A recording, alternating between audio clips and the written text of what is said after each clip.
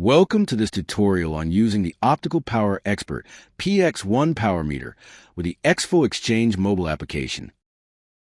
In this video, we'll guide you through establishing a Bluetooth connection, viewing results on the EXFO Exchange application, and generating reports. First, verify that Bluetooth is enabled on your PX1 unit. By default, it should be active. If you disabled it, go to your PX1 settings and turn Bluetooth back on.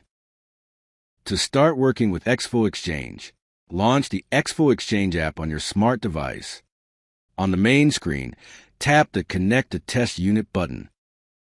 From the list of units displayed, select the PX1 unit you wish to connect.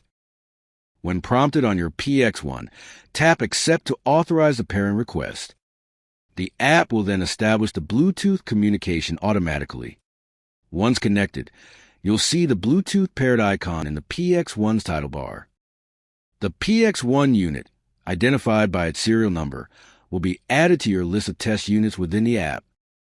As soon as a connection is established, the results list in the EXFO Exchange app will refresh automatically with the new results from PX1. To viewing the test results, tap Tools, and then Results to view transferred data.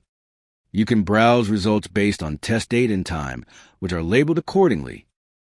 Each test entry displays a sequence number, date and time, pass or fail verdict, geolocation, wavelength, modulation tone, and power threshold. You can also access detailed information. Scroll down for additional details about each test, including technician information, model, serial number, and calibration date.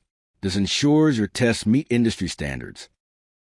You can also create a PDF report of your test results.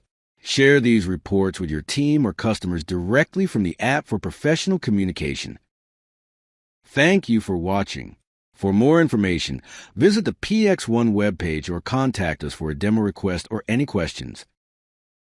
Using the PX1 with EXFO Exchange makes testing and reporting simple and efficient.